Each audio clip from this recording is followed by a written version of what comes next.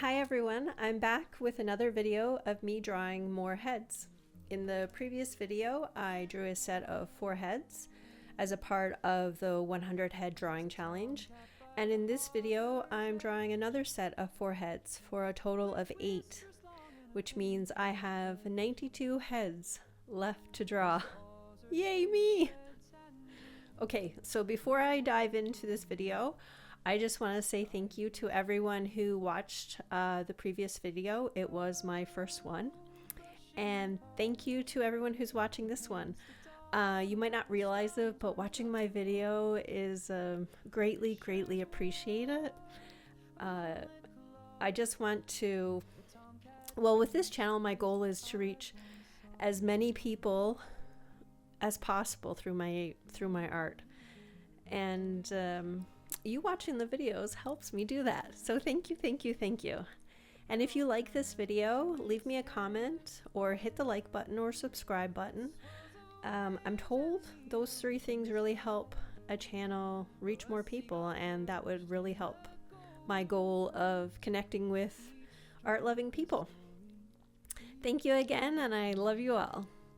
Okay, so this first head is a drawing of a baby crying. And it was so much fun to draw. I shouldn't laugh at this head, but I do. It's such a cute and funny pose. Anyways, in the first video, you didn't get to see me sketch anything. I was just coloring with Copic markers. But in this one, you do get to see my process, which is basically like most people's, I guess. I sketch out a rough sketch with graphite pencil, very loosely, just kind of trying to figure out positions and layouts. And then I lightly erase it and go back in with the purple pencil and do the final sketch and add some details, things like that. I like this process because I like drawing with pencil, but graphite will smudge a lot. And if you're doing it or putting your drawing in a sketchbook, it will smudge, or you'll have to put like wax paper or tracing paper or something over it. These purple pencils, they don't smudge. Now, they're not as easy to erase as graphite, but they don't smudge. They're great. I love it. And if you watched my first video, you'll know I haven't been drawing in a few years, and I'm just trying to get back into it now. And I think I'm getting there. It's starting to feel more natural to me, and I'm getting lost in the process more. So that's a good thing. That's where I want to be. And I love that I'm back in it, and I love that I'm sharing it with you guys. And I want you guys to share your work with me too. I want to see it all. Okay, so I'm going to leave you with a time lapse of the rest of this head, and I'll come back for the second half and talk a little more, I guess. Brushing Paul, he paints the dawn on cobblestones where he does belong. A fisher's wharf, a moonlit couloir, the tomcat. The purpose of trying to complete the 100 head drawing challenge is for me to get back into drawing and get some practice at drawing faces again. So when I was choosing the heads, I wanted to choose different positions and expressions and things like that. So this second head is of a little girl who has very wide eyes, and she's licking her nose with her tongue. First, when I saw this picture, I wasn't sure I could actually draw it. The tongue stuck out was something different for me. I've never drawn a tongue like that before. Usually it's just kind of in the mouth with an open mouth like the first head of the baby, but not stuck out like this. And I was a little bit intimidated at first, but I figured if it didn't turn out any good, I just wouldn't add it in this video.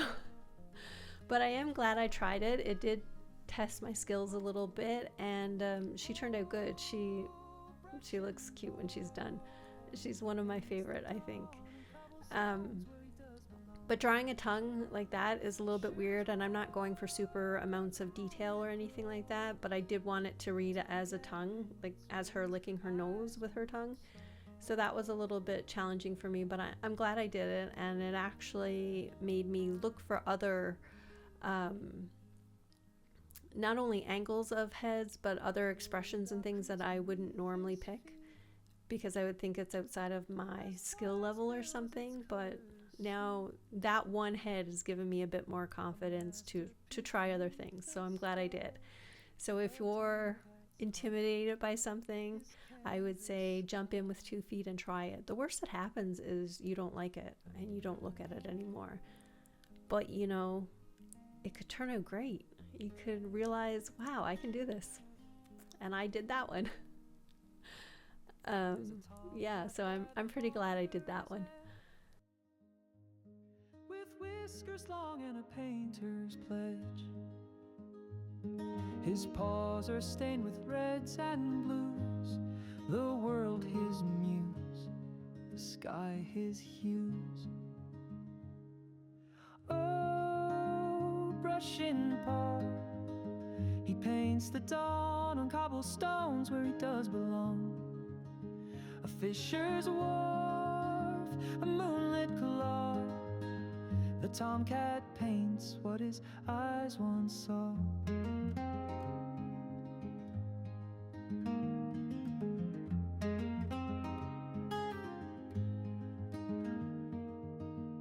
A barrel turned to his canvas wide, with swirls of waves and the ocean's tide.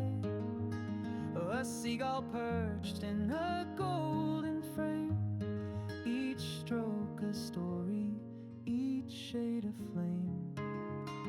With charcoal lines he sketches streams of wild green woods and running streams.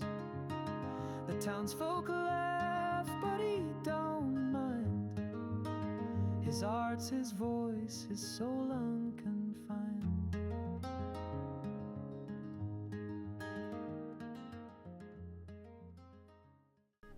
One last thing before we move on to the next head is that if you're an artist, if you have a YouTube channel, post it below. I would love to see it. The whole point of my channel is to connect with people. It's not just a one-sided thing of me sharing my work, but I want to see yours as well. And if you don't share your work online and you've been thinking about it, do it.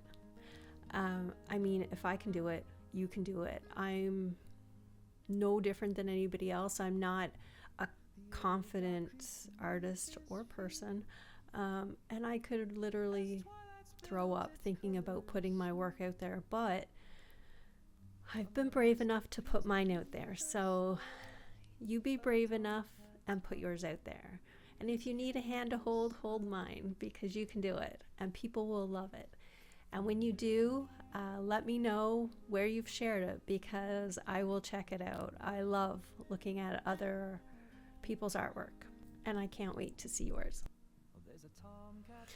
Okay, so when I draw people or characters or whatever, I tend to give them names and stories, little worlds for them to live in. Even if I'm drawing myself or other people I know, I will give them a whole different name and a different life and everything. And that is something that hasn't, well, known. It has, I guess. It is only now starting to come back to me from being away from it for so long. And this head here of this lady is the first one that I feel like I know who she is. So let me tell you about her. In my mind, this woman here, her name is Margot. She's never been married or had any children, and she lives on the edge of her village. She's not an outcast, but people avoid her as much as possible because her lifestyle or her life is quite different from those around her, and they don't understand it or want to be a part of it, I guess. The villagers believe that she must have caught a bad case of bad luck when she was just 12 years old and left the village. And they don't want to take the chance of catching bad luck or anything else from her. So Margot here, her Her world is filled with books, and she loves, loves, loves to read. She's a true bookworm. Her passion for books began when she was just 12 years old. One day she was out hunting and a big storm came and she injured herself and almost died. But a woman from a nearby town found her and brought her home. And while she was living with this woman, healing up from her injuries, the woman taught her how to read and taught her what books were. And she fell in love immediately.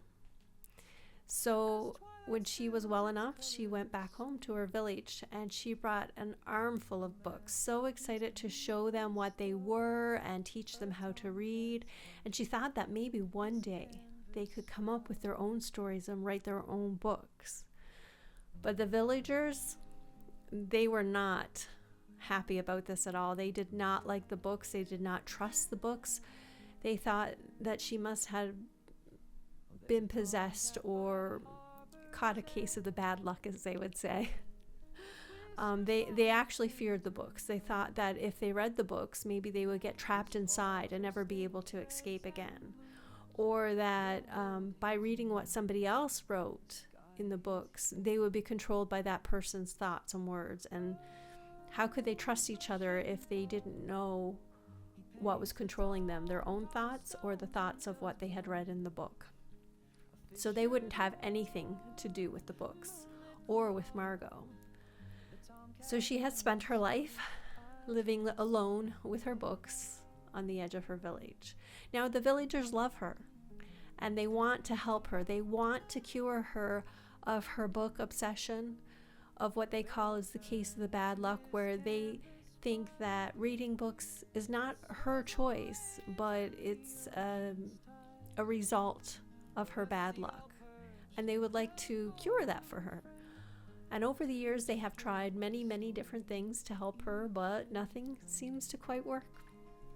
She still wants to read books, and she will leave the village now to obtain new books, and that scares them. So that's Margot's story up to this point. What do you think happens next? What do you think happens to Margot? Maybe does she convince them that books are okay? Do they cure her? I don't know. You tell me what you think happens to her, and I'll put her story together again and read it out in another video. I can't wait to see what people come up with. A fisher's wharf, a moonlit glow. The tomcat paints what his eyes once saw.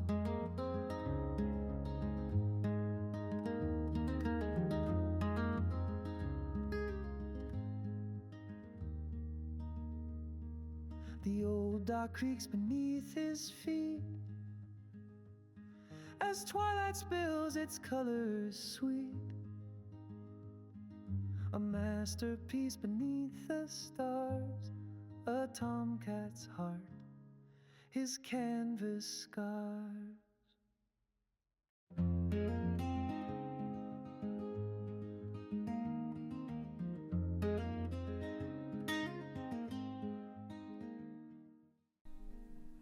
I'm going to leave you with this last head of a little boy with a bowl cut haircut. He's pretty cute. If you stay to the very end of the video, you'll get a glimpse of our other Tomcat behind Tomcat Illustrations, Bud. He's our old guy. And he has no idea what art is or cares anything about it, but he's a part of it because I make him a part of it.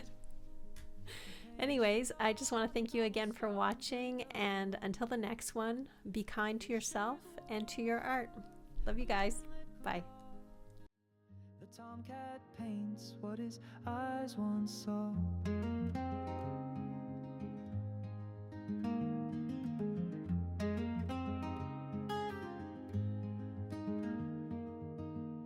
A barrel turned to his canvas wide, with swirls of waves and the ocean's tide. A seagull perched in a golden frame, each stroke a story, each shade a flame. With charcoal lines, he sketches streams of wild green woods and running streams. The townsfolk laugh, but he don't mind. His art's his voice, his soul unconfined.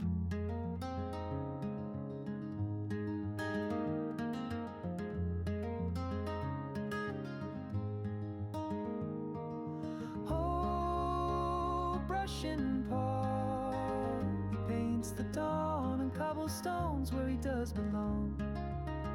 A fisher's wharf, a moonlit glow. The tomcat paints what his eyes once saw.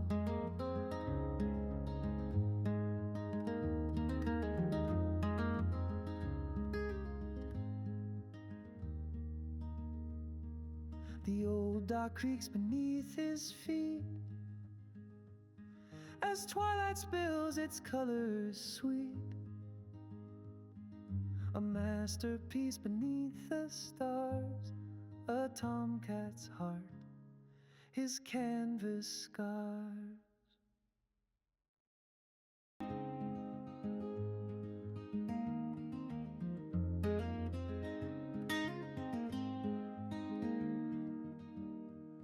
Oh, there's a tomcat by the harbor's edge, with whiskers long and a painter's pledge.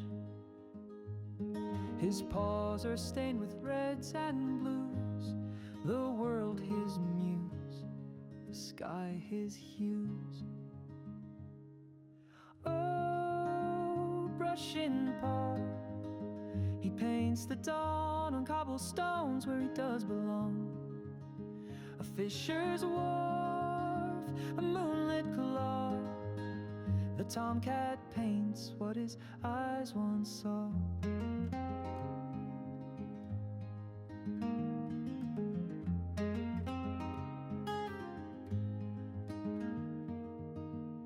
A barrel turned to his canvas wide, with swirls of waves and the ocean's tide.